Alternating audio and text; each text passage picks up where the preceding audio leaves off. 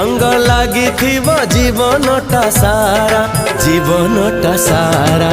धीरे धीरे आखिरे गप लेखा हेला, धीरे धीरे ओठरे गीत झरी गला।